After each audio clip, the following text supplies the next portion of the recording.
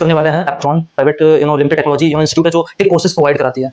Exactly क्या behind the scene है, क्या एल्गोरिथम है, प्लेसमेंट पैटर्न क्या है, क्या सिनेरियो है, कैसे जो एप्ट्रॉन का सिस्टम काम करता है, कैसे आपको प्लेसमेंट प्रोवाइड कराता है, कैसे चीजें होती हैं, वो हम एक चीजें मतलब आपके साइड से हर एक पॉइंट ऑफ व्यू को क्लियर करेंगे।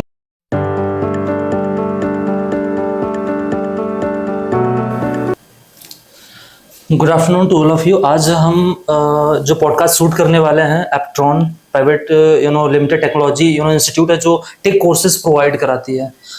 एग्जैक्टली क्या बिहाइंड द सीन है, क्या एल्गोरिथम है, प्लेसमेंट पैटर्न क्या है, क्या सिनेरियो है, कैसे जो एप्ट्रॉन का सिस्टम काम करता है, कैसे आपको प्लेसमेंट प्रोवाइड कराता है, कैसे चीजें होती हैं, वो हम एक चीजें मतलब आपके साइड से हर एक पॉइंट ऑफ व्यू को क्लियर करेंगे। इन केस अगर हमसे कुछ मिस होता है तो you can comment on the comment session. Sorry, definitely हम आपके जो नेक्स्ट सेशन होगा उसमें सारे डाउट्स आपके क्लियर करेंगे। ओके, आज हमारे साथ हैं एप्ट्रॉन टेक्नोलॉजी प्राइवेट लिमिटेड के सीईओ मानिक सर। सर आपका स्वागत है। Thank you so much. कैसे हैं सर आप? बस मैं बढ़िया हूँ, आप बताइए। बहुत बढ़िया सर, स्वागत है PCS.support में। Thank you so much.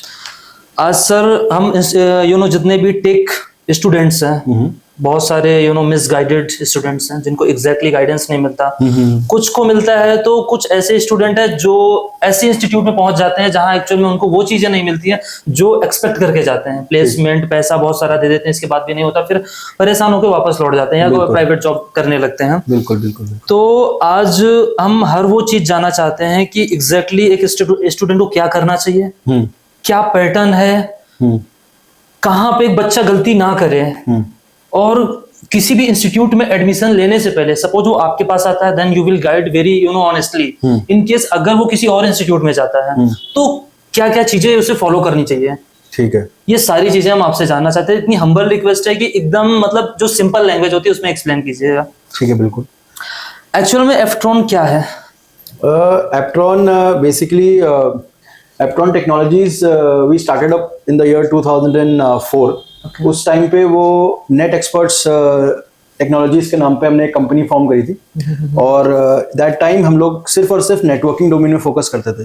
CCNA हो गया आपका और सर्वर मैनेजमेंट हो गया, इन चीजों में हम फोकस करते थे। बट कमिंग ऑन टू 2014 हमने कुछ टेक्नोलॉजीज ऐड करी। इंजीनियरिंग के 4 मेजर डोमेन है, जैसे CSIT है, मैकेनिकल है, इलेक्ट्रिकल इलेक्ट्रॉनिक्स है, और इसके अलावा आपका क्या कहते हैं अप्लाइड साइंसेज है, आपका केमिकल इंजीनियरिंग, बायोटेक वगैरह। तो हमने सबके कोर्सेज देना स्टार्ट किए। तो हमने एक अलग से फर्म फॉर्म किया Aptron, because net experts was something related to the networking part. Okay, got it. ठीक है, तो हमने एक एप्ट्रॉन एक अम्ब्रेला फॉर्म किया। उसके अंदर हमने सारे टेक्निकल कोर्सेज जितने भी हैं हमने डाले। उसके बाद हमने उसमें ट्रेनिंग देना स्टार्ट किया। पहले हमने स्टूडेंट्स को ट्रेन किया, वर्किंग प्रोफेशनल्स को ट्रेन किया। उसके बाद थोड़ी क्रेडिबिलिटी हमारी बढ़ी, तो फिर हमने गवर्नमेंट क्लाइंट्स को अप्रोच किया कि हम आपको ट्रेनिंग दे सकते हैं उनकी रिक्वायरमेंट बेसिस पे। तो फिर हमने कुछ हमारे गवर्नमेंट क्लाइंट्स हैं, जैसे DRDO हमारे साथ है, और मिनिस्ट्री ऑफ होम को हमने ट्रेनिंग दे चुके हैं। रिलायंस इंडस्ट्रीज को दे चुके हैं, इंडियन एयरफोर्स को दे चुके हैं। ठीक है, टेहरी हाइड्रो पावर प्रोजेक्ट है, उसमें हम लोग ट्रेनिंग दे चुके हैं। बट ये सारे हमारे पास क्लाइंट्स हैं।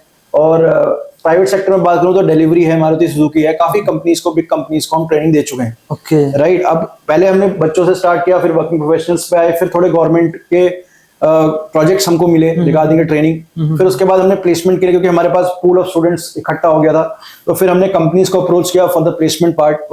उसमें हमने एयरटेल, HCL, Amazon जैसी बड़ी कंपनीज भी हमने अपने यहाँ पे बुलाई प्लेसमेंट के लिए।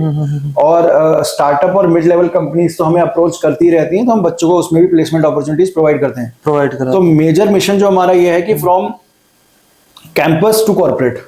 ठीक है, तो जो बच्चा इंजीनियरिंग कर रहा है या कोई टेक्निकल कोर्स कर रहा है, डिप्लोमा कर रहा है, ITI कर रहा है, उसको एक प्लेटफॉर्म मिले, एक लॉन्चिंग पैड मिले कि वो सारी चीजें सीख के प्लेसेबल बन सके, ताकि हम तो जो अपॉर्चुनिटी दे रहे हैं वो दे ही रहे हैं, और बाकी जो वो खुद से भी इतना सीख सके कि वो खुद से भी ट्राई करे तो उसका प्लेसमेंट कहीं ना कहीं हो जाए। तो इस बेसिस पे हमने अपना फर्म फॉर्म किया था, और पिछले करीब 10-12 साल से हम लोग ये चीज कर रहे हैं। ये पर्टिकुलर 10 से 12 साल का एक्सपीरियंस आपके पास है इस फील्ड का। सबसे ज्यादा बच्चों को प्रॉब्लम कहाँ पे आती है जो आपने ऑब्जर्व किया हो? सबसे ज्यादा प्रॉब्लम बच्चों को क्या, इंडिया में ये ट्रेंड है कि जिसको हम हिंदी में भेड़ चाल बोलते हैं ना, वो एक ट्रेंड है इंडिया के अंदर। उसमें क्या है कि अगर मान लीजिए कि कोई पर्टिकुलर एक कॉलेज है, उसका कोई बच्चा है, वो अपने सीनियर्स से पूछता है कि मेरे को क्या करना चाहिए। अब वो सीनियर उसको बता देता है कि तू जाके जावा कर ले, तो वो फिर जावा के पीछे ही पड़ जाएगा विदाउट अंडरस्टैंडिंग कि भाई उसकी क्या कैपेबिलिटी है, उसकी क्या कैपेसिटी है, उसको जावा आता है कि भी नहीं आता। तो एक एग्जांपल दे रहा हूँ आप। ठीक है। तो जो कमी मुझे बच्चों में लगती है वो ये लगती है कि रिसर्च की बहुत बड़ी कमी है। बच्चा रिसर्च नहीं करता है और बिना रिसर्च किए किसी और बंदे की एडवाइस लेके, जो कि शायद उस बंदे की स्ट्रेंथ हो और जो पूछ रहा है उसकी ना हो, वो लेके वो सोचता है कि ये मैं भी ये कर सकता हूं, तो वो उसमें बिना सोचे समझे घुस जाता है। ठीक है, अब घुस वो जाता तो है, बट फिर क्योंकि वो रिसर्च नहीं करता तो वो इंस्टीट्यूट टू इंस्टीट्यूट जाता है और जो इंस्टीट्यूट उसको जो बता देता है उसको वो बिलीव करना पड़ता है, क्योंकि उसके पास खुद भी नॉलेज नहीं होती, खुद की रिसर्च कुछ भी नहीं होती, खुद की रिसर्च कुछ होती नहीं है। नंबर 1 तो ये होता है। इस टाइप का एक पूल हमें मिल जाएगा जो कि भेड़ चाल पे विश्वास करता है। ठीक है, उसके दोस्त जो कर रहे हैं उसको वही करना है, उसके साथ वाले उसको जो कर रहे हैं वो वही करना है, विदाउट रियलाइजिंग कि कल के दिन अगर उसकी दोस्त की जॉब लग जाती है और उसकी नहीं लगती तो दोस्त जॉब छोड़ेगा नहीं अपनी, और अगर उसकी लगती है, दोस्त की लगती है, तो वो भी नहीं छोड़ने का। बट क्योंकि हमें अपना इंडिविजुअल एक डिसीजन लेना है, we have to take an individual decision without depending upon any friend और senior, because everyone has its own capability and capacity. 5 उंगलियां बराबर नहीं होती। तो एक पूल तो ये हो गया भेड़ चाल वाला।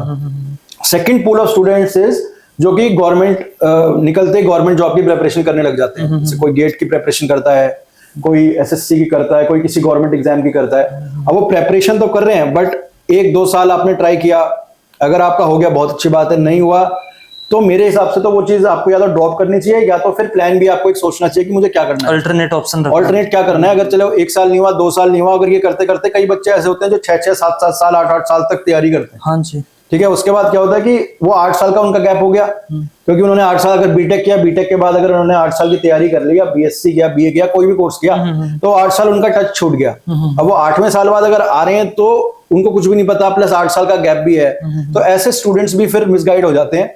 वो केवल और केवल जॉब के लिए ऐसा कोर्स करना चाहते हैं जिससे उनकी जॉब लग जाए। हाँ, उनकी कैपेबिलिटी हो, कैपेसिटी हो, वो मैटर नहीं करता, क्योंकि उनके ऑलरेडी 8 साल खराब हो चुके हैं। राइट। तो मेरा तो जो भी बच्चे देख रहे हैं उनको यही सजेशन है कि आप पहले अपनी कैपेबिलिटी और अपनी स्ट्रेंथ मतलब पहचानिए, what is your strength and capability. For example, if somebody suggests you to do Java, so you should examine as to कि आपके अंदर वो स्ट्रेंथ है कि आप कोडिंग कर सकते हो कि नहीं कर सकते। May be your strength is networking, और कोई और पर्टिकुलर फील्ड है, मान लीजिए एनालिटिक्स है, एक्सेल पे आप अच्छा काम कर सकते हो। तो कोई अगर जावा कर रहा है तो जावा ही क्यों करना भाई, आप अपनी कैपेबिलिटी देखो ना। हो सकता है कि आपको टेक्निकल के लिए आप बने ही ना हो, भी हो सकता है ना। पीयर प्रेशर में हमने बीटेक ले लिया, हो सकता है हम टेक्निकल के लिए बने ही ना है। हमारा जो स्ट्रेंथ है वो है सेल्स, या हमारा स्ट्रेंथ है पब्लिक स्पीकिंग, ठीक है, या हमारा स्ट्रेंथ है मैनेजमेंट। तो फिर हम मतलब बिना सोचे समझे फिर उसी चीज के पीछे पड़े जो हमने, जिसमें हमारा स्ट्रेंथ नहीं है, तो फिर हमें सक्सेस नहीं मिल पाएगा। वो मजबूरी में करते हैं वो लोग। हाँ, तो अब जैसे आपने जो क्वेश्चन पूछा कि बच्चों को क्या करना चाहिए, सबसे पहले बच्चों को तो रिसर्च करनी चाहिए, उनकी अपनी स्ट्रेंथ क्या है, और उस स्ट्रेंथ के हिसाब से अगर उनको टेक्निकल करना है तो कोई कोर्स आप चूज करिए, उसके बारे में पढ़िए, उसके बारे में आप जानकारी लीजिए, आपको चीजें समझ आ रही है कि नहीं आ रही। उसके बाद आप कोई भी इंस्टीट्यूट, चाहे एप्ट्रॉन हो, चाहे कोई भी XYZ इंस्टीट्यूट हो, आप अपनी कैपेबिलिटी जान के उस कोर्स के बारे में थोड़ा सा समझ के जाके इंक्वायरी करेंगे तो आप अच्छे से क्लैरिटी ले सकते हैं। अगर आप सिर्फ नाम सुन के चले जाएंगे तो कोई भी आपको मिसगाइड कर सकता है। इन द मार्केट हर बंदे बैठा है जो आपसे फीस ले लेगा, आपको अच्छी अच्छी बातें बोलेगा कि जी ठीक है, आप विश्वास भी कर लोगे, फीस जमा करके आप चले भी जाओगे। क्लास करने के बाद आपको पता लगेगा कि ये मेरी कैपेबिलिटी ही नहीं है। बाद में फीस देने के बाद आपके पास कोई ऑप्शन नहीं बचता, उसके बाद आपके पास कोई ऑप्शन नहीं है। फिर तो आप रिफंड के लिए लड़ते रहो, या ट्रेनर चेंज करवाने के लिए लड़ते रहो, 10 चीजों के लिए आप लड़ते रहोगे, कुछ होगा नहीं उससे। क्योंकि ट्रेनर अपना 100% दे रहा है, इंस्टीट्यूट ने आपको वही बताया जो आपने उनसे पूछा। ठीक है, इंस्टीट्यूट अपनी जगह पे गलत नहीं है। ठीक है, आप उनसे जावा पूछोगे, वो आपको जावा बताएंगे, बट जावा आपकी स्ट्रेंथ है कि नहीं ये तो आपको पहचानना है ना, आपको पहचानना। अब उस तरीके से कुछ लोग ऐसे हैं, जैसे मैं अपनी बात करूं तो मैं तो सही से गाइडेंस दे देता हूं बच्चों को। ठीक है, मेरे पास अभी रिसेंटली एक इंटीरियर डिजाइनर का कॉल आया था, जिसने मुझे बोला कि उसको ऑटोमेटिक लॉक सीखना है, IoT की क्लास लेनी है। ठीक है, मेरे लिए बड़ा इजी था कि मैं उसको IoT उसको बोलूं कि भाई तू यहाँ से ये कोर्स कर ले और मैं तेरे को लॉक बनाना सिखा दूंगा। But the major concern is कि वो IoT इंटीरियर डिजाइनर IoT मतलब पढ़ के करेगी क्या, उसको फैक्ट्री तो लगानी नहीं है लॉक की। तो मेरे उसका एक जेन्युइन कन्वर्सेशन हुआ कि आप करना क्यों चाहते हैं, राइट। तो उसको भी बात समझ में आई कि मेरे को कोई फैक्ट्री तो लगानी नहीं है लॉक की, मेरे पास सर्विस प्रोवाइडर्स हैं जिनसे मैं लॉक लेके अपने क्लाइंट को डिलीवर कर सकती हूँ, ठीक है। तो वो आपको समझना है, हर कोई बंदा नहीं समझाएगा, हर कोई बंदा कट टू कट पॉइंट पे बात करेगा। आप जावा पूछ रहे हो तो जावा बता देगा आपको। वो अपने बेनिफिट की बात, वो अपने पॉइंट ऑफ व्यू से आपको उस पॉइंट ऑफ व्यू से आपको डिस्कशन करेगा कि भाई वो सही बताए और उसकी सेल्स भी हो जाए और उसका टारगेट भी हो जाए। बट फंसोगे आप, क्योंकि आप रिसर्च करके नहीं जा रहे हो। अगर आप रिसर्च करके जाओगे तो कोई बंदा कुछ भी कहे, आप वहां से फंस नहीं सकते उसकी बातों में ना, क्योंकि आपको ऑलरेडी चीजें पता है, आपको अपनी कैपेबिलिटी पता है। बट नहीं पता है, आप किसी से पूछ के जा रहे हो, भाई उसकी जावा में जॉब लग गई तो आपकी भी लग जाएगी, तो ऐसा नहीं हो सकता। सही है, आपके अंदर स्ट्रेंथ होनी चाहिए। तो मेरा बच्चों से यही है कि भाई रिसर्च करें, अपनी कैपेबिलिटी देखें और फिर जाके कहीं पे भी इंक्वायरी करें। अगर इन केस आपके पास कोई बच्चा आता है तो आप कैसे ट्रीट करते हो उसको? देखो, नॉन टेक का है तो फिर भी उसके पास नॉलेज होती है, टेक की थोड़ी बहुत नॉलेज होती है, एटलीस्ट अगर बहुत ज्यादा एडवांस लेवल पे नहीं होती है, लेकिन थोड़ी बहुत नॉलेज उसके पास होती है। नॉन टेक फील्ड का बंदा आता है तो कैसे आप ट्रीट करते हो उसके साथ? देखो, नॉन टेक्निकल फील्ड का अगर मेरे पास कोई स्टूडेंट आता है और मेरे को वो बोलता है कि मुझे टेक्निकल करना है, तो कुछ कोर्सेज ऐसे हैं जिसमें नॉन टेक वाले स्टूडेंट्स भी आगे जाके जॉब ले सकते हैं। जैसे एक मैं बहुत ही सिंपल कोर्स का एग्जांपल आपको देना चाहता हूँ, CCNA। ठीक है, CCNA के लिए जरूरी नहीं है कि आपके पास बीटेक की डिग्री हो, ठीक है, और आपने कोई ग्रेजुएशन MCA BCA किया हो, आप BA हो, आपने CCNA किया है और आप सर्टिफिकेशन लेना चाहते हो, तो आप इजीली आगे चल के कहीं पे अपने लिए एक सिक्योर जॉब टेक्निकल लाइन में ले सकते हो, अगर आपका सर्टिफिकेशन सिस्को का है तो। मैं एप्ट्रॉन के सर्टिफिकेट या किसी इंस्टीट्यूट के सर्टिफिकेट की बात नहीं कर रहा हूँ, ठीक है, राइट। वहीं अगर एक नॉन टेक्निकल बंदा आके मुझे ये कहता है मुझे जावा करना है या मुझे पाइथन करना है, तो मैं उसको सजेस्ट कभी नहीं करूंगा कि तू जावा कर या पाइथन कर, ठीक है। 100 में से 5 बच्चे ऐसे होंगे नॉन टेक्निकल के जिनका जावा करके जॉब लगी भी जाती होगी, उसके लिए मैं मना नहीं कर रहा, बट मैं यहाँ पे ना एक मेजोरिटी के ऊपर बात कर रहा हूँ। एक्सेप्शनल होते हैं हर फील्ड, एक्सेप्शनल होते हैं। तो नॉन टेक्निकल बच्चों के लिए हमारे पास कुछ गाइडेड कोर्सेज हैं, जो कि हालांकि वो उनकी फीस कम है as compare to the technical courses, but non technical को हम वही समझाते हैं जिसमें आगे चल के हम भी उस चीज को जस्टिफाई कर पाएंगे, हाँ भाई हमने उसको क्यों ये चीज सजेस्ट करी है, और वो खुद भी अपने लिए करियर पाथ बना सके, ठीक है। तो हम क्लैरिटी से बताते हैं कि उसको कि भाई, तो अगर नॉन टेक्निकल का है, अगर तू मशीन लर्निंग करना चाह रहा है या डेटा साइंस करना चाह रहा है, तो वो चीज तेरे लिए इतनी नहीं है। माइट भी तेरी पॉसिबिलिटी है कि तेरी जॉब लग जाए, ठीक है, और हम तुझे कोर्स करना सिखा भी देंगे। बट अगर तू जॉब डिस्क्रिप्शन देखे, मैं तो बच्चों से ये कहता हूँ कि कोई भी अगर टेक्नोलॉजी आप चूज कर रहे हो, naukri.com पे आपका अकाउंट बना हुआ है, आप जाएं और naukri.com पे जो एग्जैक्टली में आजकल के टाइम पे जो रिक्वायरमेंट है, मान लीजिए आप नॉन टेक्निकल है, BA हैं और आप एक डेटा साइंटिस्ट बनना चाहते हैं, ठीक है, तो आप मेरी बात पे ना जाएं, आप किसी और की बात पे ना जाएं, आप नौकरी पे जाएं, वहां सारे जॉब प्रोफाइल्स पड़ी रहती हैं, कंपनीज को रिक्वायरमेंट होती है, उस जॉब प्रोफाइल पे एलिजिबिलिटी क्राइटेरिया भी होता है, ठीक है। आप अगर 10 प्रोफाइल्स का भी एलिजिबिलिटी क्राइटेरिया पढ़ लेंगे ना, उसमें मेजरली टेक्निकल ग्रेजुएट्स मांगे जाते हैं, बीटेक 4 इयर्स ग्रेजुएशन, MCA, ये सब, ठीक है। जब आप एलिजिबिलिटी क्राइटेरिया ही फुलफिल नहीं कर रहे हो, आपने BA कर रखा है, डेटा साइंस कर रहे हो, तो आपकी जॉब कैसे लगेगी? इंटरव्यू तक ही आप नहीं पहुंच पाओगे, क्योंकि आपका रिज्यूम पहले से ही रिजेक्ट जाएगा। हाँ, लेकिन अगेन हैविंग सेड दैट, मैं ये भी कहना चाहता हूं कि इसमें एक्सेप्शन बहुत होते हैं, ठीक है। हो सकता है 100 में से 5 बंदों की डेटा साइंस में नॉन टेक्निकल में भी जॉब लग जाए। उन्हीं जो एक्सेप्शनल होते हैं 4 से 5 लोग, उन्हीं के एग्जांपल देके आपको जो इंस्टीट्यूट वाले हैं वो आपको एक तरह से ट्रैप करेंगे। हाँ, नहीं, ट्रैप नहीं कहूंगा मैं। देखो, इंस्टीट्यूट वाला कोई गलत नहीं बताता ना, वो तो अपने हिसाब से ही बताता है, क्योंकि आज गलत बताएगा तो कल के दिन बच्चे को तो पता लग ही जाएगा कि उसने मुझे ये बताया था, तो गलत कोई नहीं बताता।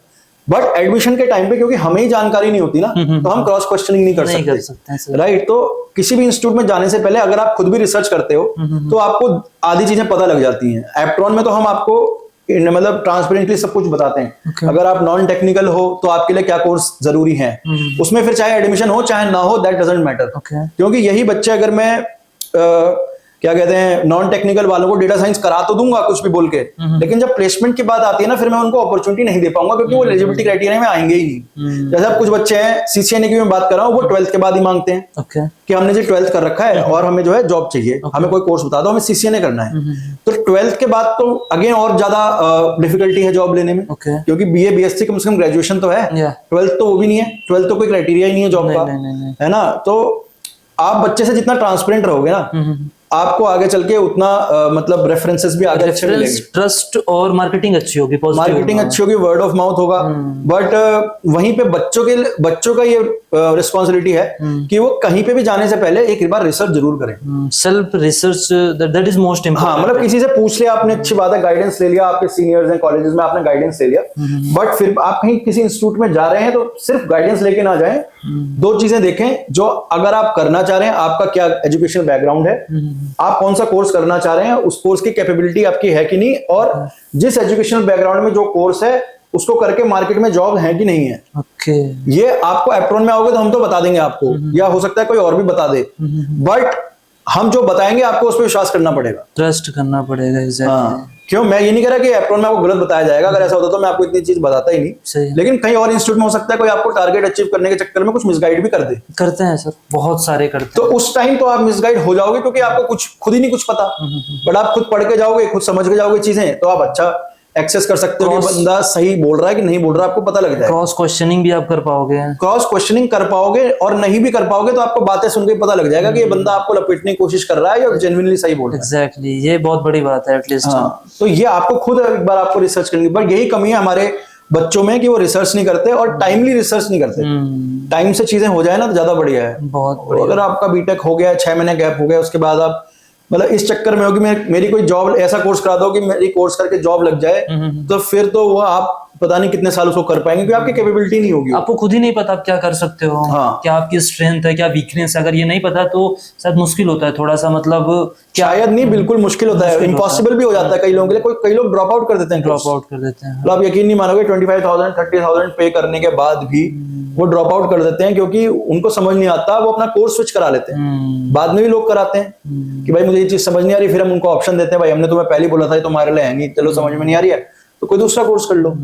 बट हर जगह आपको ऑप्शन नहीं मिलेगा ना, हर इंस्टीट्यूट में नहीं होता सर स्विच करने का ऑप्शन। हम तो फिर भी बच्चों को हफ्ता 10 दिन में स्विच करवा देते ये हैं। फ्लेक्सिबिलिटी है यहाँ पे। फ्लेक्सिबिलिटी हम दे देते हैं कि अगर आपको ये चीज समझ नहीं आ रही है और आपने ज्यादा क्लासेस नहीं करी हैं, मतलब हफ्ता 10 दिन में आइडिया लग जाता है, तो हमारे पास ऑप्शन होता है कि हम कोर्स स्विच करवा देते हैं। ओके, दूसरे कोर्स में अगर जो आपको समझ में आ रहा है वो कर सकते हैं। ओके। एप्ट्रॉन अदर इंस्टीट्यूट से कैसे डिफरेंशिएट करता है? देखिए, अदर इंस्टीट्यूट से मैं डिफरेंशिएट इस तरीके से बता सकता हूं आपको कि देखिए 2+2 4 हर जगह होता है। आप हमसे बोलोगे हम भी 2+2 4 ही पढ़ाएंगे, कोई भी इंस्टीट्यूट हो नोएडा के अंदर वो 2+2 4 वो भी यही बढ़ाएगा, 2+2 5 वाला आपको कहीं नहीं मिलेगा। ओके, ठीक है, 2-3 चीजें हैं। एक तो transparency in the counselling part. Okay, ठीक है, मैंने अपनी टीम को भी गाइड कर रखा है कि आप बच्चों से ट्रांसपेरेंट रहिए। टारगेट पूरा होने के चक्कर में आप कुछ भी एडमिशन ना लीजिए। एडमिशन हो रहा है तो ठीक है, नहीं हो रहा है तो कोई बात नहीं, बट बच्चे को आप गाइडेंस ऐसी दीजिए कि कोर्स कंप्लीट होने के बाद वो आपके लिए एक अच्छा फीडबैक देके जाए। ओके, ठीक है, टारगेट कंप्लीट करने के चक्कर में एडमिशन हम नहीं लेते। ओके, ठीक है, सेकेंडली जो हमारे ट्रेनर्स हैं वो सारे वर्किंग प्रोफेशनल्स हैं। ओके, ठीक है, और हम लोग जो है बच्चों को उन्हीं ट्रेनर्स से पढ़ाते हैं जो कि ऑलरेडी इंडस्ट्री में वर्किंग हो या एसोसिएटेड हो, किसी प्रोजेक्ट्स पे काम कर रहे हैं, ओके। ताकि उनको अंडरस्टैंडिंग उस टॉपिक की अच्छे से मिल सके, प्रोडक्शन लेवल पे हो, प्रोडक्शन लेवल पे या डेवलपमेंट लेवल पे हो। ठीक है, थर्डली हमारे यहाँ कोई ऐसा स्पेसिफिक बैच टाइमिंग तो आपको दिया जाता है, मान लीजिए 10 से 12 का बैच है आपका, तो 10 से 12 तो आप पढ़ोगे ही। ओके, ठीक है, उसके अलावा अगर आपको सुबह 10 से लेके हमारे यहाँ शाम को 7 बजे तक क्लास चलती है, उस टेक्नोलॉजी के हर एक बैच में भी आप बैठने का ऑप्शन आपके पास है। ओके, ठीक है, मतलब बच्चा कहता है कि मैं दूर से आता हूँ, मुझे पढ़ना है या रिवाइज करना है या पूरे दिन बैठना है, तो बच्चा वैसे पाइथन के बैच में पूरे दिन भी बैठ के पढ़ सकता है, रिवीजन कर सकता है, दूसरे टॉपिक्स को देख सकता है, कोई ऐसी समस्या उसमें है नहीं। ओके, ठीक है, चौथा हम लोग मॉक टेस्ट कराते हैं। मॉक टेस्ट हम लोग प्लेसमेंट ड्राइव से पहले कराते हैं। ठीक है, ताकि बच्चों को पता चले, और उस मॉक टेस्ट में भी हम डिटेल में 2 राउंड कराते हैं। ओके, पर्सनल इंटरव्यू भी होता है उसमें और टेक्निकल डिस्कशन भी होता है, ओके, ताकि आइडिया लग सके कि बच्चे को कितना आ गया है और वो प्रेजेंटेबल है कि भी नहीं है। ओके, ठीक है, चौथा ये है, और प्लस ये है कि कोर्स कंप्लीट होने के बाद भी अगर बच्चे को सपोर्ट चाहिए रिवीजन में या किसी चीज में, ओके, प्लेसमेंट में, इवन प्लेसमेंट होने के बाद भी अगर उसको स्विच करने में सपोर्ट चाहिए, ओके, तो एक्सक्यूज मी, तो वो हम लाइफ टाइम बच्चे को प्रोवाइड करते हैं।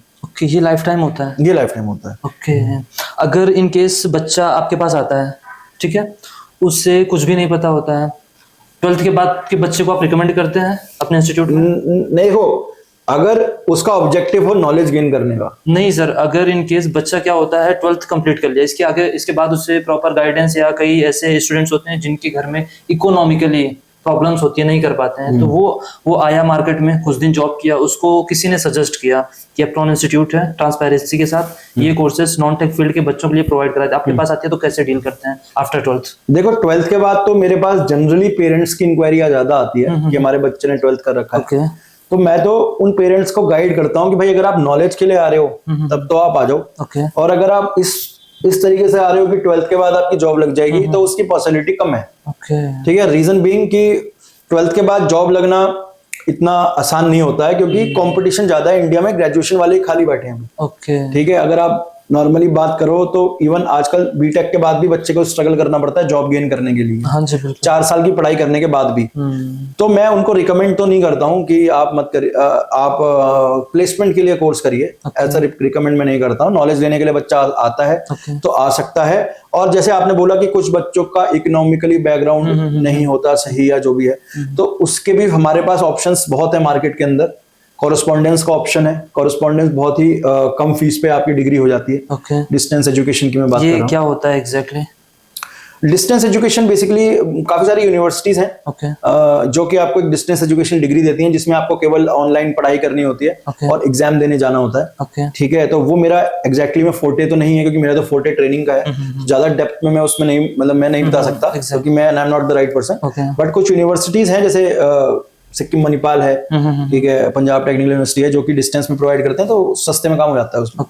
ठीक है, डिग्री आपको मिल जाती है, ऑनलाइन डिग्री भी आने लग गई है कोविड के बाद, तो डिस्टेंस एजुकेशन तो पहले से ही था।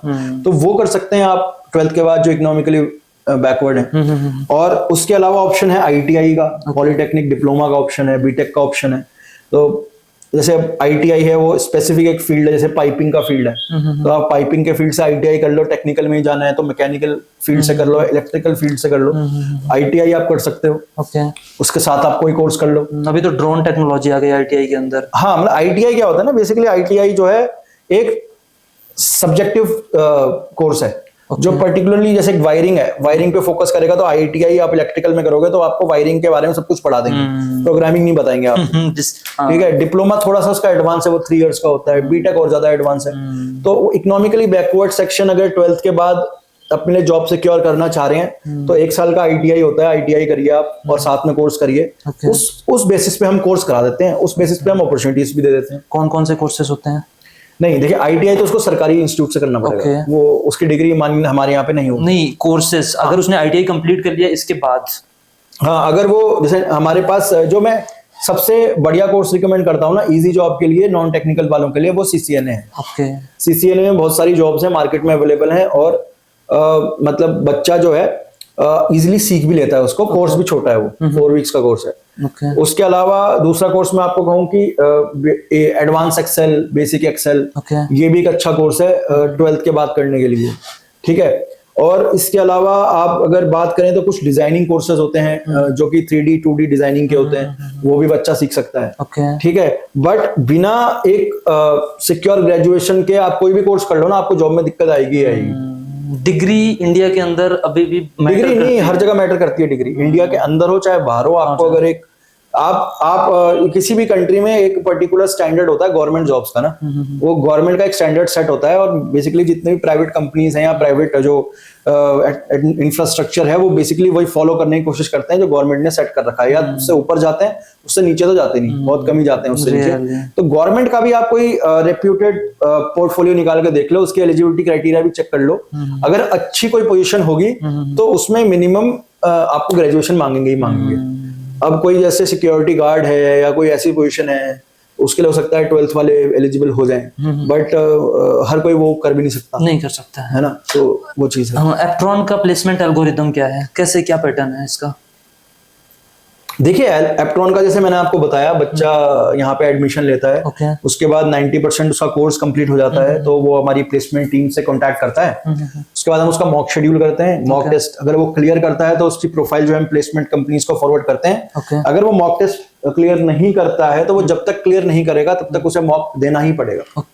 अपनी प्रोफाइल आगे फॉरवर्ड करा। मतलब सबसे पहले एप्ट्रॉन का जो भी इंटरव्यू राउंड होता है वो क्लियर करना पड़ेगा, इसके बाद आप फॉरवर्ड करते हैं, उसके बाद ही फॉरवर्ड होगी प्रोफाइल।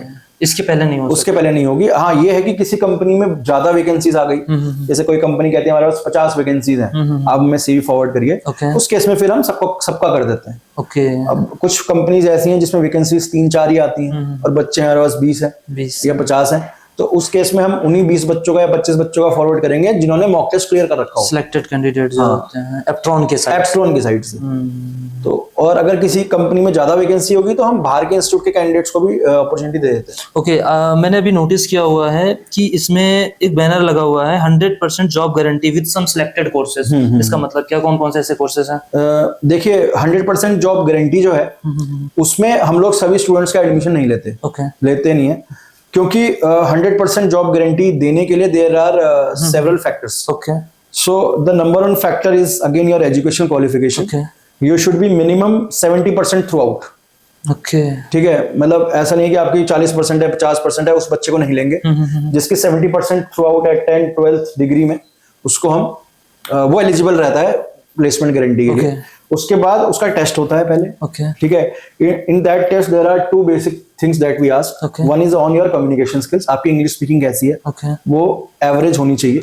आपको बोलना आना चाहिए, इंग्लिश में समझना आना चाहिए, लिखना आना चाहिए विदाउट ग्रामेटिकल मिस्टेक। उसका टेस्ट होता है। उसके बाद दूसरा टेस्ट होता है आपका एप्टीट्यूड और रीजनिंग का। क्योंकि अगर आप कोर्सेज में जाते हो तो आपका क्या है कि जो बच्चा एप्टीट्यूड अच्छा निकाल सकता है, लॉजिक क्रिएशन कैपेबिलिटी है उसके अंदर, that particular person can be a good programmer और can be a good technical person. ये साइंटिफिकली प्रूवन है। अगर आप मैथ्स में अच्छे हो, स्टैटिस्टिक्स में अच्छे हो, आप लॉजिक अच्छे से क्रिएट कर रहे हो, फॉर्मूलेज अप्लाई कर सकते हो, तो आप फिर प्रोग्रामिंग भी अच्छी कर सकते हो। क्योंकि बच्चे को एडमिशन लेने से पहले प्रोग्रामिंग तो आएगी नहीं, क्योंकि वो सीखेगा हमारे साथ। तो हम उसका एप्टीट्यूड रीजनिंग पे टेस्ट लेते हैं। तो ये 2 मेजर टेस्ट होते हैं। इसको बच्चा क्लियर करता है तो ही वो जॉब गारंटी में आता है। जॉब गारंटी की फीस भी अराउंड 4-5 टाइम्स ज्यादा होती है as compare to normal course. ठीक है, क्योंकि उसमें और भी बहुत सारी चीजें इन्वॉल्व रहती हैं जॉब गारंटी के अंदर, तो उसकी फीस काफी ज्यादा होती है। प्लस उसमें एक मिनिमम अटेंडेंस क्राइटेरिया बच्चे को फॉलो करना पड़ता है। ऐसा नहीं है कि आपने यहाँ पे फीस जमा कर दी और आप क्लास कर नहीं रहे हो तो हम जॉब गारंटी नहीं दे सकते आपको। और मॉक टेस्ट भी है, मॉक भी आपको क्लियर करना पड़ेगा। कोर्सेज आपके हैं बेसिकली, एक हमारा नेटवर्किंग बेस्ड कोर्स है जिसमें हम CCNA, साइबर सिक्योरिटी, सर्वर के ऊपर काम कराते हैं। डेटा एनालिटिक्स का कोर्स है जिसमें आप power BI, MIS, business analytics, ये सारी चीजें करते हैं। ठीक है, और एक तीसरा आपका जावा का कोर्स है। ये कोर्सेज हम देते हैं, बट अगेन इसका एलिजिबिलिटी क्राइटेरिया बच्चे को मैच करना पड़ेगा, तभी बच्चे का इसमें एडमिशन हो सकता है, नहीं तो हम इसमें एडमिशन नहीं लेते। अगर मान लो बच्चा एलिजिबिलिटी क्राइटेरिया मैच नहीं कर रहा है या फिर एलिजिबिलिटी क्राइटेरिया मैच कर रहा है, वो असेसमेंट क्लियर नहीं कर पा रहा है, तो एडमिशन वो ले सकता है। उसकी पढ़ाई भी सेम ही होगी जो जॉब गारंटी वालों की होती है, उसकी भी वही पढ़ाई होगी।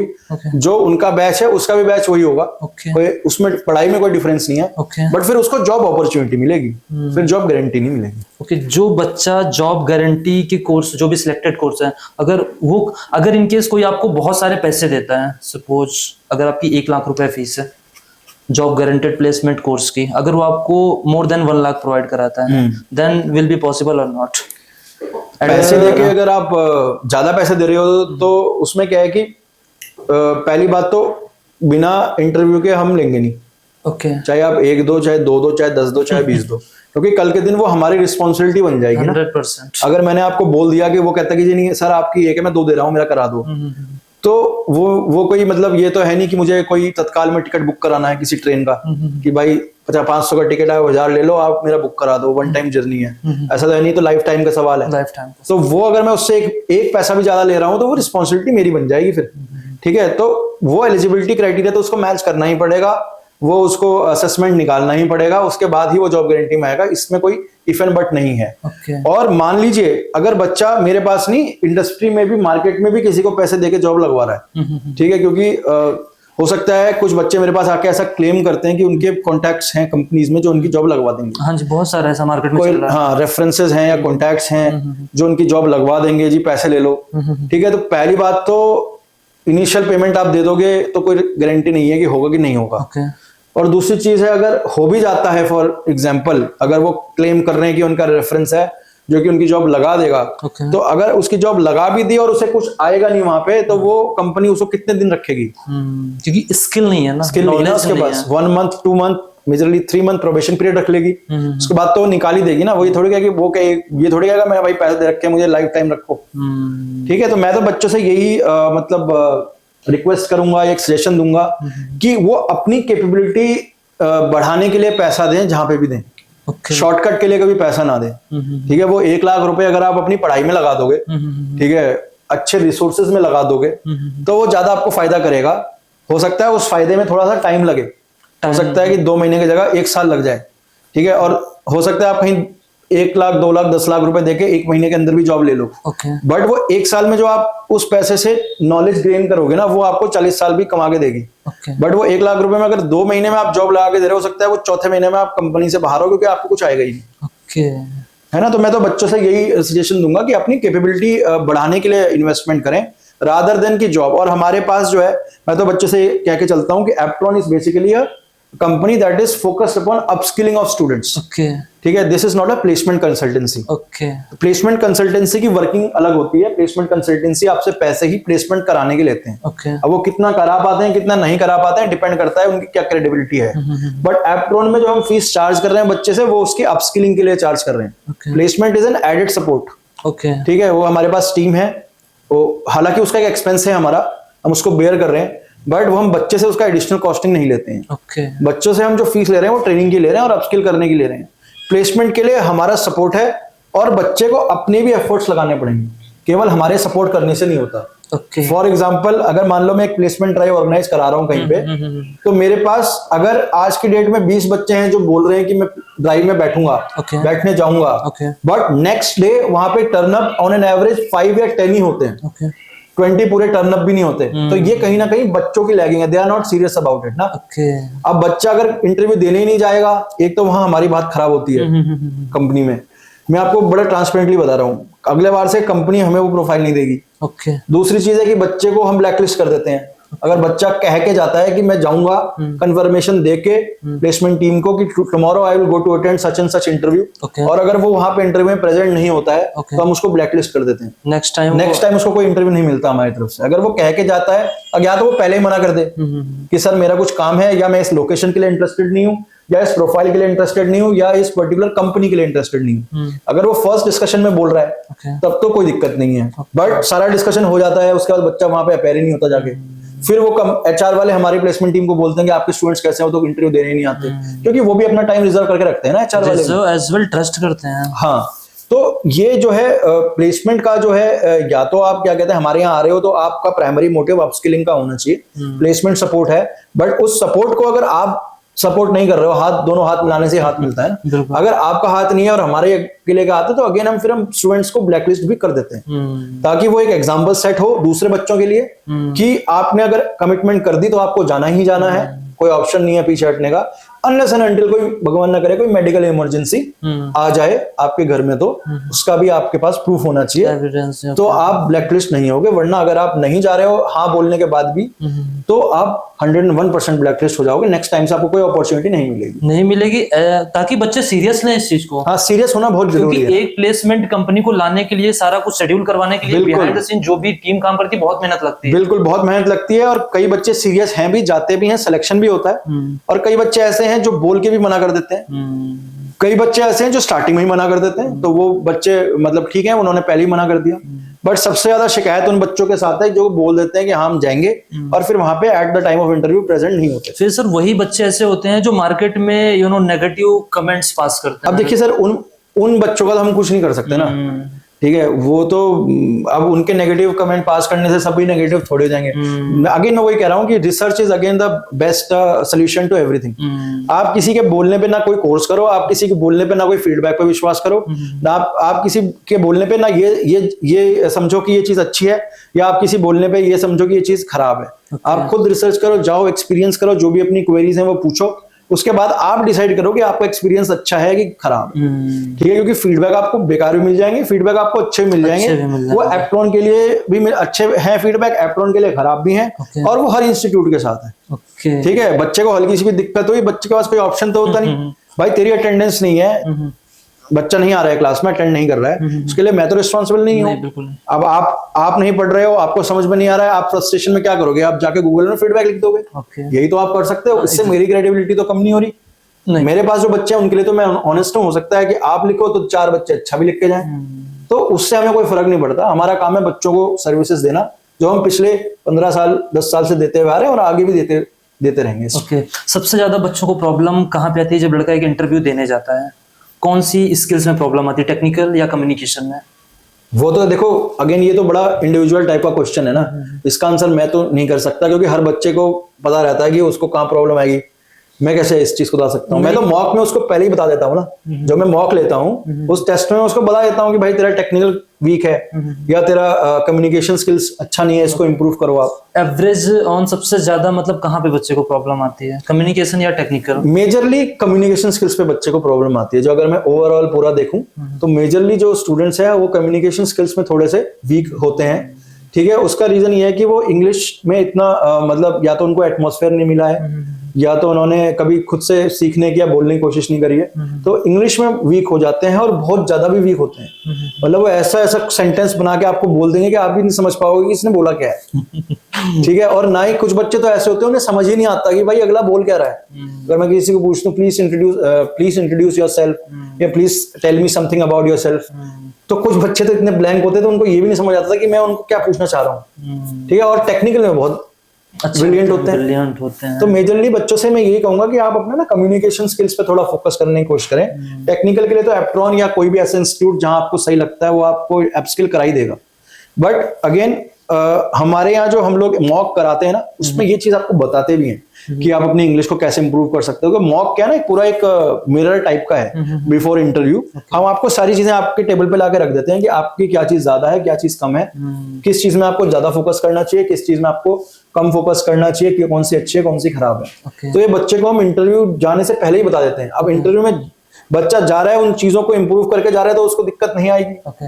अगर वो इंप्रूव करके नहीं जा रहा है तो दिक्कत आएगी। अगर वो मॉक नहीं दे रहा है तो उसको पता ही नहीं चलेगा कि वो कितने पानी में अपनी आपकी स्ट्रेंथ पता चलती है कि एग्जैक्टली अभी कौन सी कमी है, हाँ कहाँ पे प्रॉब्लम आ रही है। हाँ। ये ऐसी बहुत सारे इंस्टीट्यूट है ये पैटर्न नहीं फॉलो करते। इंटरव्यू एक्चुअल में इंडस्ट्री लेवल में इंटरव्यू देने जाने से पहले सेम आपको एनवायरनमेंट मिलता है। हाँ बिल्कुल सेम एज इट इज, एक फीलिंग आती है। और नहीं सेम भी नहीं, मैं तो कहूंगा इवन बेटर इन्वायरमेंट आपको मिलता है, क्योंकि आपको फीडबैक मिल रहा है ना। आपको फीडबैक मिल रहा है कि आप कहाँ सही हो कहाँ गलत हो।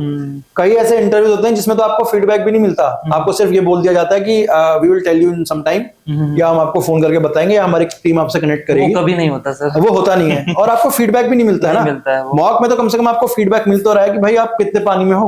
और रियल इंटरव्यू में वो कभी नहीं मिलेगा आपको, या तो आप सिलेक्ट हो गए या तो आप रिजेक्ट हो गए। फीडबैक नहीं मिलेगा कि रिजेक्ट क्यों हुए आप, कहाँ पे प्रॉब्लम आई एग्जैक्ट, वो नहीं मिलेगा। वो आपको मॉक में ही मिल सकता है। अगर आप खुद से रिकॉग्नाइज कर सकते हैं then well and good, otherwise तो पॉसिबल ही नहीं है। बिल्कुल बिल्कुल। ओके, अगर इन केस सपोज आपने ये चीज बताया कि ये पैटर्न है प्लेसमेंट का, आप ये सारी चीजें करवाते हैं, कोई बच्चा नहीं सिलेक्ट होता है और वो आपसे डिस्प्यूट करता है, तो उससे कैसे आप रिजॉल्व करते हैं या उसके लिए क्या करते हैं आप?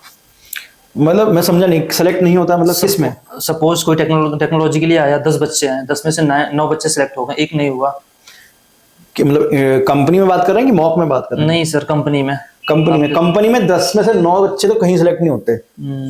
तो कंपनी आपको कोई, अगर आपको कोई इंस्टीट्यूट कह रहा है कि 10 में से 9 सिलेक्ट हो गए हैं, तो वो तो झूठ बोल रहा है आपसे। ठीक है, अब मैं अपना बता देता हूँ आपको, मेरा क्या है, बाकियों का मुझे नहीं पता। देखो हमारे यहाँ जो बच्चे आते हैं ना, वो बेसिकली 3 कैटेगरीज में डिवाइडेड है। नंबर 1 कैटेगरी उन स्टूडेंट्स की है, those are basically studying their graduation, those are in second year, third year और फाइनल ईयर, जो कि यहाँ पे आ रहे हैं अपने प्रोजेक्ट वर्क के लिए या अपने सर्टिफिकेट के लिए। ठीक है, तो वो तो एलिजिबल है ही नहीं प्लेसमेंट के लिए, क्योंकि उनकी डिग्री कंप्लीट नहीं है, तो वो किसी ड्राइव में बैठ नहीं सकते। जब उनके ऐसे बच्चों को हम कहते हैं कि जब आपकी डिग्री कंप्लीट हो जाए तब आप हमारे यहाँ आए और तब आप हमारे मॉक दें और तब आप अपनी ड्राइव में बैठे। Second category of students is the drop out students. Drop out मतलब वो जो कि अगेन गवर्नमेंट की प्रिपरेशन कर रहे हैं, या फिर क्या कहते हैं अभी बीटेक करके निकले हैं, उनकी जॉब नहीं लगी, या ग्रेजुएशन करके निकले उनकी जॉब नहीं लगी, वैसे बच्चे एलिजिबल रहते हैं प्लेसमेंट के लिए। और थर्ड कैटेगरी उन बच्चों की होती है जो कि ऑलरेडी वर्किंग प्रोफेशनल्स हैं, कहीं पे काम कर रहे हैं, उनको अपस्किल करना है, कोई सर्टिफिकेशन करना है, ठीक है, प्रोजेक्ट के लिए या प्रमोशन के लिए या कंपनी चेंज करने के लिए, तो उन बच्चों को भी प्लेसमेंट की जरूरत नहीं रहती। अब 2 कैटेगरी तो निकल गई, अपेयरिंग वाले निकल गए, वो प्लेसमेंट में बैठ नहीं सकते, और जो वर्किंग प्रोफेशनल है वो ऑलरेडी वर्किंग है, तो मेजरली उनको जरूरत रहती नहीं है। बीच की जो कैटेगरी है ड्रॉप आउट्स की और वो जो करेंटली पास आउट फ्रेशर्स हैं उनकी, Okay. ठीक है, अब वो जो ड्रॉप आउट है, जो सरकारी एग्जाम की तैयारी में लगे हुए थे पिछले 6-7-8 साल से, उनके पास वैसे ऑप्शंस कम होते हैं क्योंकि उनका गैप ऑलरेडी हो चुका होता हो है। जाता है। तो मेजर फोकस रहता है हमारा फ्रेशर्स के लिए, और जो अभी ड्रॉप आउट एक आधा साल पास आउट हुए हैं वो। Okay. ठीक है, जो ड्रॉप आउट है 8 साल 10 साल वाले ना, उनके पास भी हमारे पास ऑप्शन है, उनको भी हम रास्ता दिखाते हैं, बट वो केस टू केस बेसिस पे होता है। अब केस टू केस बेसिस क्या होता है, कोई तो सरकारी जॉब की तैयारी कर रहा होता है, किसी का कोई मेडिकल का पंगा होता है, किसी का ये होता है कि उसकी शादी हो गई है, बच्चे हो गए हैं, तो उसने करियर ब्रेक ले लिया 4 साल का, उसके बाद उसको रीस्टार्ट करना है। ठीक है, तो हर ये 6-7 साल 8 साल वालों का ना, हर केस का अलग सोल्यूशन है। तो वो केस टू केस बेसिस पे हम बच्चों को समझाते हैं कि आप इस तरीके से आप इस मेस से बाहर निकल सकते हो। और जो ड्रॉप आउट्स हैं और जो फ्रेशर्स हैं, मेनली फोकस इन पे ही रहता है। तो अगर 100 बच्चे हमारे पास एडमिशन के लिए आ रहे हैं और एन एवरेज, तो 40% बच्चे ही ऐसे होते हैं जो कि एलिजिबल होते हैं प्लेसमेंट के लिए। 60 तो होते ही नहीं एलिजिबल। ठीक है, अब 40% जो एलिजिबल हैं उसमें से आप मान के चलिए 40 बच्चों में से 10-12 बच्चे 15 बच्चों का प्लेसमेंट हो जाता है। और जो बाकी बचे 20-25 बच्चे हैं, उसके केसेस ये होते हैं कि भाई या तो उनको कंपनी नहीं पसंद, या तो जॉब लोकेशन नहीं पसंद, या पैकेज नहीं पसंद, या उन्होंने मॉक टेस्ट नहीं निकाला है। तो उन बच्चों से हम लोग को डील करने की सिचुएशन आती ही नहीं है, क्योंकि उनके खुद के रीजंस होते हैं। समझ रहे हैं आप? उनके रीजंस खुद के होते हैं। कल के दिन कोई बच्चा आके मुझे ये नहीं कह सकता कि आपने मुझे फेयर अपॉर्चुनिटी नहीं दी। अगर आप प्लेसेबल हैं और आप एलिजिबल हैं तो आपको फेयर अपॉर्चुनिटी मिलेगी। अगर आपके अपने रीजंस हैं, आप खुद ही नहीं जाना चाहते, तो उसके लिए तो आप मुझसे थोड़ी आगे लड़ सकते हो। बिल्कुल, तो आपका पर्सनल डिसीजन है ना। तो ये चीज डिपेंड करती है आप स्टार्टिंग से ट्रांसपेरेंट हो कि नहीं बच्चे के साथ ना। अगर आप स्टार्टिंग से ट्रांसपेरेंट हो तो बाद में आपको आर्ग्यूमेंट की सिचुएशन में नहीं पड़ना पड़ेगा। वो सिचुएशन सर क्रिएट ही नहीं होगी। आपको क्रिस्टल क्लियर आप ट्रांसपेरेंट रहोगे कि भाई ये सिचुएशन है, इस सिचुएशन में तो आया था कि ये हमने तेरे साथ किया, या तूने हमारे साथ ये किया, और इस सिचुएशन में तो अब है, अब इससे आगे क्या करना है। वो बच्चा हमारे पास खुद आके हमसे 10 बार रिक्वेस्ट करता है कि सर आप मुझे टाइम दे दो, मेरे रिज्यूम में बता दो क्या ऐड करूं, क्या घटाऊं। ऐसे ही मैं आपको एग्जांपल बताता हूं। एक बच्चा मेरे पास आया था, मैकेनिकल का पास आउट था। उसने हमारे यहाँ से एंड्रॉइड किया, बीटेक मैकेनिकल। उसका कहीं जॉब प्लेसमेंट नहीं हो रहा था, हो ही नहीं रहा था उसका। वो मेरे पास आया कि सर मैं कई जगह जा रहा हूँ, मेरी प्रोफाइल भी जा रही है, रिजेक्ट हो जा रही है, सेलेक्ट ही नहीं हो रही। ठीक है, तो वो बच्चा जो था वो कोविड टाइम का था, जिस टाइम हमारे यहाँ पे ये मॉक टेस्ट और ये सब नहीं हो रहे थे। ठीक है, उस टाइम क्योंकि हम उसको एक्सेस कर नहीं पा रहे थे, उस टाइम पे मैन पावर भी कम था और इंटरेक्शन 1-to-1 हो नहीं रहा था। तो वो मेरे पास आया, उसने मुझे बोला कि सर मेरा हो नहीं पा रहा है, एक बार मेरा रिज्यूम देखिए, मेरी हेल्प करिए। तो मैंने उसको आउट ऑफ द बॉक्स जाके उसका रिज्यूम देखा, पढ़ा, उसमें एंड्रॉइड के बारे में कुछ लिखा ही नहीं था। ठीक है, उसमें लिखा हुआ था बीटेक इन मैकेनिकल इंजीनियरिंग, और स्ट्रेंथ्स में आपका डिजाइनिंग, ऑटोकैड, सॉलिडवर्क्स, कैटिया, और टेक्निकल कैपेबिलिटी में एंड्रॉइड। केवल एक एंड्रॉइड का उसने नाम लिखा हुआ था रिज्यूम में, और नीचे उसका था कि जो थोड़ा बहुत उसे एक्सपीरियंस था वो उसने मैकेनिकल की 2 कंपनीज का एक्सपीरियंस डाला हुआ था। तो मैंने उसको रिवाइज करवाया, मैंने कहा भाई अपना रिज्यूम तो ना एंड्रॉइड स्पेसिफिक बना, अगर तू एंड्रॉइड में जॉब ढूंढना चाह रहा है तो अपने रिज्यूम में एंड्रॉइड की चीजें लिखना। अगर तू मैकेनिकल का रिज्यूम बना के अगर आप एंड्रॉइड की कंपनी में दे रहे हो, सिर्फ एक वर्ड एंड्रॉइड लिख के, तो आपका कहीं प्रोफाइल सेलेक्ट नहीं होगा, स्टार्टिंग में वो रिजेक्ट हो जाएगा। तो फिर मैंने उसको सारा मतलब बताया, गाइडेंस किया, और इसमें उसके भी एफर्ट्स थे, मेरे को क्या पड़ी है उसको बताने की। वो बंदा आया मेरे पास 4 बार मेरे पास आया, 5 बार आया, उसने भी टाइम लगाया। तो मैंने भी उसको फिर मतलब उसकी हेल्प करी, प्रॉपर गाइडेंस, और उसका 2 से 3 बार में प्लेसमेंट भी हो गया। फिर वो मिठाई भी लेके आया मेरे पास कि सर आपने जो गाइड किया, मेरा प्लेसमेंट हो गया, ये कमी आ रही थी, मैं भी आगे से कोई मेरे पास आता है तो उसको इस तरीके से गाइड करूंगा। तो आज भी सर इंडिया के अंदर गाइडेंस की बहुत बड़ी प्रॉब्लम, लड़के को नहीं पता है, वो बीटेक कर लेता है, बीसीए कर लेता है, टेक्नोलॉजी बहुत सारी सीख लेता है, बट एक्चुअल में उसे एक ही टेक्नोलॉजी पर काम करना होता है। सीख बहुत कुछ लेता है, रिज्यूमे में वो नहीं डाल पाता है जिससे एग्जैक्टली उसको जॉब मिलने वाली है। डालने के बाद बहुत सारी वो जाता है कंपनी के पास, वो पूछता है सर मुझे जॉब दे दो, जबकि उसे नहीं पता है कि हमें किस टेक्नोलॉजी में जॉब चाहिए। कैसे पॉसिबल है कोई भी कंपनी जॉब प्रोवाइड करा देगी जब आपको खुद ही नहीं पता है कि आप कौन सी प्रॉब्लम रिजॉल्व करने के लिए उस कंपनी में आप जा रहे हो। ये बहुत बड़ी प्रॉब्लम है। इस चीज को कैसे आप सॉर्ट आउट करते हैं? अगर कोई बच्चा प्रॉब्लम लेके आता है, सर ये प्रॉब्लम है, ऐसे कैसे आप सॉर्ट आउट करते हैं? यही तो दिक्कत है, आजकल के बच्चे ना प्रॉब्लम लेके आते ही नहीं है, प्रॉब्लम ही नहीं लेकर आते, उनको पता ही नहीं होता ना। मैं वही तो कह रहा हूँ, बच्चों को पता ही नहीं होता। बहुत ही कम बच्चे ऐसे हैं जो प्रॉब्लम लेके आएंगे आपके पास। मतलब बच्चे वही है कि रिसर्च बहुत कम करते हैं कि उनको क्या करना चाहिए, क्या नहीं करना चाहिए। जनरली ट्रेंड ऐसा है कि लास्ट मीटिंग में मेरे आपसे बात भी हुई थी इस बारे में कि बच्चा जो है कॉलेज में जो पढ़ता है उसको अपने रिज्यूम में डाल देता है, फिर उस रिज्यूम को कंपनी टू कंपनी लेके जाता है, उस कंपनी को बोलता है मैंने ये कर रखा है, अब बताओ मुझे नौकरी मिलेगी कि नहीं मिलेगी। हाँ, लास्ट डिस्कशन में आपने ये पॉइंट रखा हुआ था।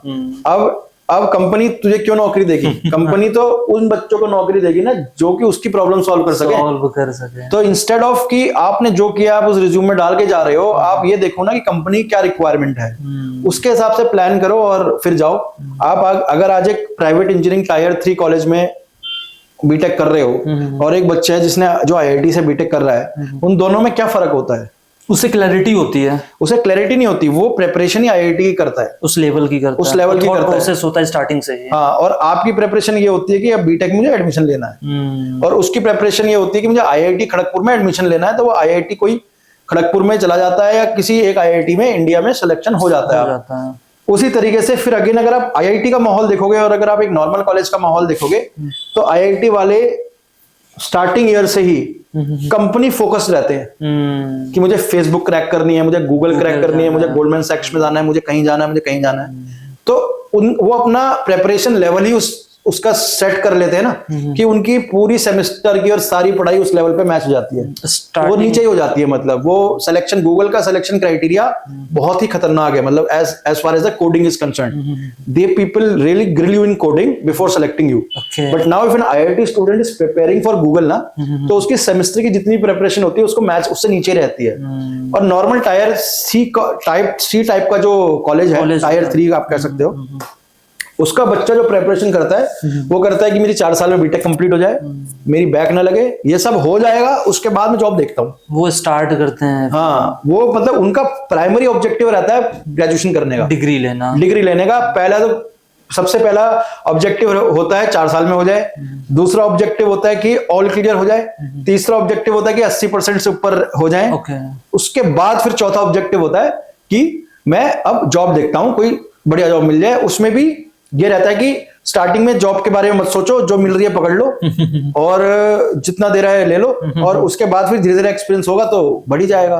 वेरएज आईआईटी का जो बच्चा होता है वो उसका मेंटालिटी ये होता है कि मैं जाऊंगा तो भाई 20 लाख का पैकेज क्रैक करना है, मेरे को इस कंपनी में जाना है, उसके लिए सब कुछ चीजें क्लियर होती हैं, क्योंकि वो प्रेपरेशन इस तरीके से कर रहा है। वो सेम बच्चा है जो सीबीएसई में जिसने 12th का पेपर दिया होगा, आईआईटी का भी उसने भी वही दिया है, और टायर 3 टाइप C कॉलेज का भी उसने भी वही दिया है। लेवल और केवल प्रेपरेशन पे है। तो अगर आपकी प्रेपरेशन ठीक है तो आप अच्छे से कहीं भी कर सकते हो, और प्रेपरेशन का असेसमेंट भी जरूरी है। आप तो अपनी तरफ से प्रेपरेशन कर रहे हो, बट सही कर रहे हो कि नहीं कर रहे, ये तब डिसाइड होगा जब आप उस चीज का असेसमेंट कर रहे हो। एप्ट्रॉन का आज तक का हाईएस्ट पैकेज? एप्ट्रॉन का आज तक का हाईएस्ट पैकेज अराउंड 8.5-9 लाख रुपए का गया। किस टेक्नोलॉजी पर था? ये था इंडस्ट्रियल ऑटोमेशन पे, रॉकवेल ऑटोमेशन में हमने एक बच्चा प्लेस किया था। 8.5-9 के पैकेज पे गया था वो।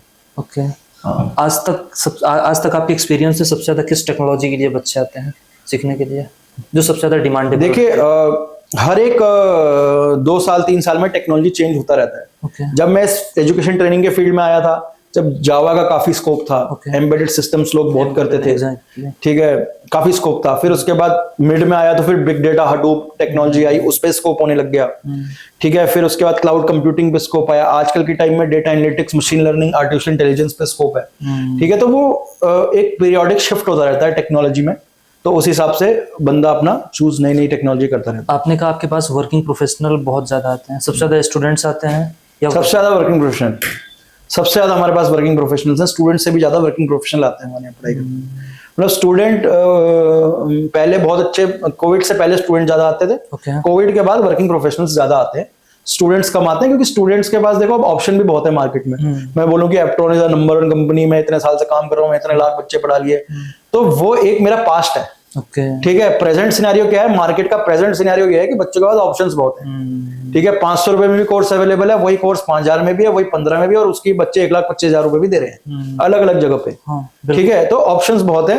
बच्चा स्पेसिफिकली आजकल ये देख रहा है कि पैसा कम लगे और उसका काम भी हो जाए, मेजर प्रेफरेंस बच्चों का ये रहता है। बट उसमें क्या कहता है ना, बच्चा पैसा तो दे देता है, 500,000 रुपए दे तो देगा, उसके बाद उसे लगेगा कि मैंने जहां पैसा अपना लगा दिया है उससे मैं सेटिस्फाइड नहीं हूं, क्योंकि वो ट्रेनर नहीं मैच होता, ट्रेनर मुझे समझ नहीं आ रहा है, या जो एक पर्टिकुलर कोर्स है उसके अगर सिलेबस में 20 टॉपिक्स हैं ओके और वो मैं अगर मान लीजिए 15,000 में करा रहा हूँ, Okay. वही कोर्स कोई दूसरी कंपनी 7,000 में करा देगी, Okay. बट वो 20 टॉपिक्स नहीं कराएगी, वो 10 ही कराएगी। Okay. बच्चे को इस चीज का पता भी नहीं चलेगा कि उसने 10 ही किए हैं। जब वो इंटरव्यू में बैठेगा तब उसे पता लगेगा कि ये 10 तो मुझे करा ही नहीं, इसमें से क्वेश्चंस पूछे जा रहे हैं।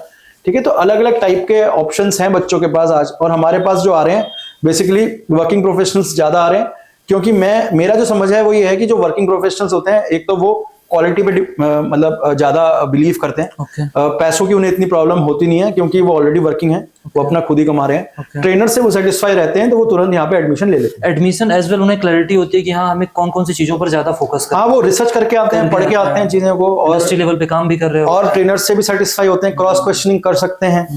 फीस उनके लिए सेकेंडरी है, प्राइमरी फीस मैटर नहीं करती है। बच्चों के लिए क्या है, जो कॉलेज में है उनके लिए फीस प्राइमरी है। उसका रीजन ये भी हो सकता है क्योंकि वो अपने घर से खर्चा ले रहे हैं, Okay. या कुछ फीस यहाँ देते हैं तो पीजी में भी कुछ फीस देनी पड़ती है उनको।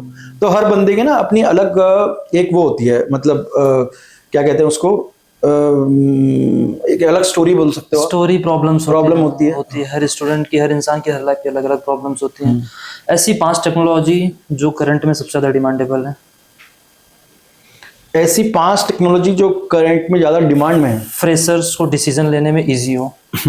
तो जॉब के हिसाब से बताऊं तो ऑब्वियसली सर जॉब ओरिएंटेड। हाँ, डेटा एनालिटिक्स ओके अच्छी है, ओके उसमें काफी प्रोफाइल्स भी हैं। ओके और डेटा एनालिटिक्स में क्योंकि आप वर्सेटाइल टेक्नोलॉजी सीख रहे हो, 2-3 से ज्यादा, ओके तो उसमें आपको इंटरव्यू अपॉर्चुनिटीज भी ज्यादा मिल सकती हैं। डेटा एनालिटिक्स को मैं फर्स्ट पे रखूंगा। टेक और नॉन टेक दोनों के लिए। ये टेक्निकली बता रहा हूँ मैं Okay, आपको, technical. मैं बता दूंगा। डेटा एनालिटिक्स टेक्निकल में है। ओके दूसरी टेक्नोलॉजी है ERP में है, Okay. जैसे फाइनेंस एंड कंट्रोल, फीको हो गया, ओके SD हो गया, MM हो गया। ओके टेक्निकल के लिए एबैप होता है ERP में। ओके ठीक है, ये पूरा एक ERP का सेक्शन है जिसको मैं सेकंड पे रखना चाहूंगा। ओके थर्ड पे मैं रखना चाहूंगा, आज भी डिमांड है सॉफ्टवेयर डेवलपर्स की, ओके जैसे जावा में हो गया, पाइथन में हो गया, किसी भी प्रोग्रामिंग लैंग्वेज में, ओके फ्रंट एंड में, बैक एंड में सॉफ्टवेयर डेवलपर्स। ओके ठीक है, फोर्थ में मैं रखना चाहूंगा नेटवर्किंग। ओके ठीक है, नेटवर्किंग में आपका आ गया CCNA, CCNP, server, ethical hacking, cyber security, ये सारी चीजें। ओके और फिफ्थ में मैं रखना चाहूंगा आर्टिफिशियल इंटेलिजेंस को। ओके AI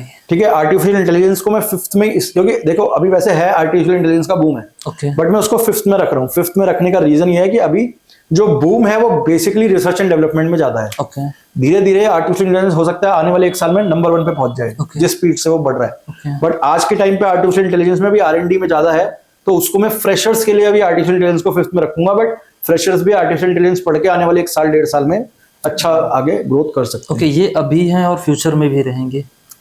देखो आर्टिफिशियल इंटेलिजेंस तो रहेगा फ्यूचर में, ओके सॉफ्टवेयर डेवलपमेंट भी रहेगा, CCNA भी रहेगा, SAP भी रहेगा, एनालिटिक्स भी रहेगा। हाँ, मतलब कह सकते हो नॉन टेक्निकल CCNA कर सकते हैं, नॉन टेक्निकल ERP कर सकते हैं, नॉन टेक्निकल डिजिटल मार्केटिंग कर सकते हैं। ओके डिजिटल मार्केटिंग में पहले बहुत बूम था क्योंकि बंदे नहीं थे, अब बहुत सारे बंदे हो गए हैं, बहुत सारे हो गए तो हैं। इतना बूम है नहीं। ठीक है, और नॉन टेक के लिए आप क्या कर सकते हो, मेजरली ये 3 ही कोर्सेज हैं। CCNA कर लो आप, ERP कर लो, और ये कर लो आप तीसरा मैंने ये आपको डेटा एनालिस्ट वगैरह ये डेटा एनालिटिक्स नहीं, फिर बिजनेस एनालिटिक्स करो आप। बिजनेस एनालिटिक्स में क्या है ना, प्रोग्रामिंग पार्ट नहीं होता। बिजनेस एनालिटिक्स में केवल power BI, MIS, Excel, VBA ये सब होता है, पाइथन का पार्ट नहीं है। तो फिर नॉन टेक्निकल अगर आप करना चाह रहे हो तो आप बिजनेस एनालिटिक्स कर लो। ये वो कोर्सेज मैं आपको बता रहा हूँ जो मेरे पास अवेलेबल भी हैं और मार्केट में भी इसकी अच्छी अपॉर्चुनिटी है। अपॉर्चुनिटीज। इसके बाद फाइनेंस का जो मेरे पास अवेलेबल नहीं है, जैसे मैं ओवरऑल पिक्चर दूं तो टैली में काफी अच्छी जॉब्स आ रही हैं। ओके ठीक है, इसके अलावा अगर आप US मार्केट में काम करना चाहते हो तो क्विक बुक्स एक सॉफ्टवेयर है, Xero एक सॉफ्टवेयर है, ओके उस पे आप कर सकते हो। ओके ठीक है, हाँ, अगर जो बंदा इलेक्ट्रिकल इलेक्ट्रॉनिक्स से है वो इंडस्ट्रियल ऑटोमेशन PLC SCADA में कर सकता है काम, वो भी कभी नहीं खत्म होता। DCS वगैरह भी तो DCS, हाँ, उस पे वो भी टेक्नोलॉजी वो कभी खत्म नहीं होगी। कभी नहीं खत्म। हाँ, तो ये सारी चीजें हैं मेजरली। ऐसी एक स्पेशलिटी जो है एप्ट्रॉन के पास है, बाकी इंस्टीट्यूट के पास नहीं है।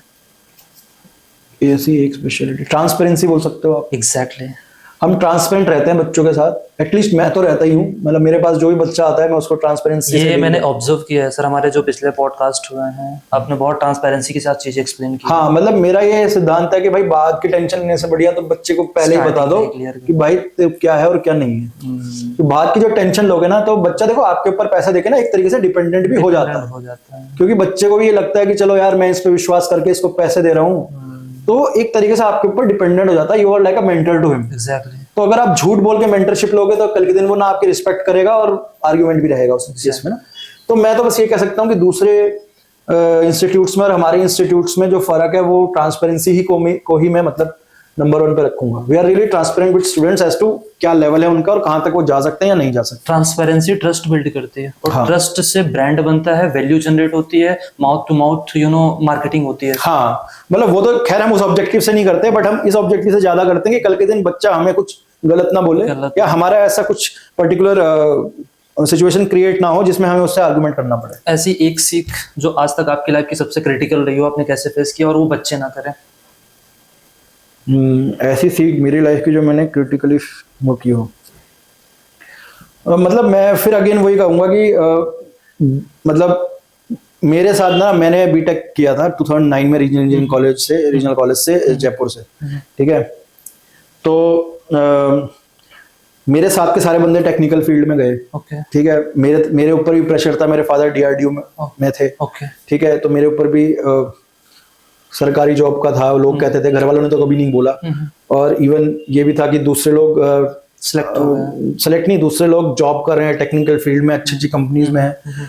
तो मैं भी चाहता तो मैं उनकी तरह कर आके कहीं ना कहीं किसी कंपनी में हो जाता अभी मेरा और मैं कहीं बैठा होता, बट मैं वहां सेटिस्फाई नहीं होता।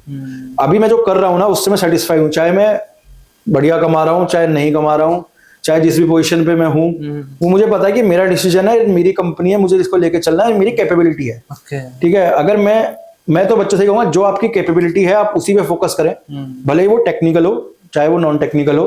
अगर आप अपनी कैपेबिलिटी और अपनी कैपेसिटी से हटते हैं ना तो फिर आगे चल के आपके लिए प्रॉब्लम आ सकती है, बहुत फिर आपके लिए मजबूरी हो जाएगी वो चीज ना। चीज वो करो जो आपके लिए मजबूरी ना बने, चाहे वो फिर टेक्निकल हो चाहे नॉन टेक्निकल हो। जो आपकी स्ट्रेंथ है आप उसी में अपना फ्यूचर बनाएं, जो आपकी स्ट्रेंथ नहीं है और कोई आपको जबरदस्ती उसमें डाल रहा है तो उस चीज से बचें। और चाहे वो आपके माँ बाप ही हो, आप उनसे एक ट्रांसपेरेंट डिस्कशन करें कि मम्मी पापा या भैया भाभी या जो भी है, मेरा स्ट्रेंथ ये है, मेरा इंटरेस्ट ये है और मैं चाहता हूं कि आप जो भी मेरे ऊपर पैसा खर्च करें वो इस फील्ड में करें और मैं इसी में आगे बढ़ना चाहता हूं। अच्छा होगा नहीं होगा उसकी रिस्पॉन्सिबिलिटी मैं लूंगा। और आगे अगर आप मुझे कहीं पे डाल रहे हैं और मैं उसको नहीं सही से कर पा रहा हूं तो पैसा आपका खराब होगा और लाइफ मेरी खराब होगी। तो ये ट्रांसपेरेंट डिस्कशन अगर आप अपने पेरेंट्स से करेंगे तो कोई भी समझेगा आजकल के टाइम में। समझ तो जाते हैं पेरेंट्स अगर हम आसानी से बैठ के चीजें बात करते हैं। और अगर कोई नहीं समझ रहा है, अगर प्रेशर ही है तो आप प्रेशर में अगर आप कर भी रहे हो तो करो, बट साथ साथ में आप प्लान बी भी लेके चलो कि अगर प्लान ए फेल होता है तो प्लान बी आपके पास वो है जिसमें आपका इंटरेस्ट है। बैकअप प्लान जरूरी है। Okay, thank you so much sir अपना थैंक यू सो मच समय देने के लिए। Thanks a lot. और हम उम्मीद करते हैं कि आप लोग लर्निंग लेंगे और इम्प्रूवमेंट करेंगे। सबसे पहले किसी भी इंस्टीट्यूट में जाने से पहले रिसर्च करें, चाहे आप एप्ट्रॉन में आए, किसी भी इंस्टीट्यूट में आप जाते हैं तो research is the most important thing before taking the any particular institute admission. Okay, thank you so much. Thank you so much friends.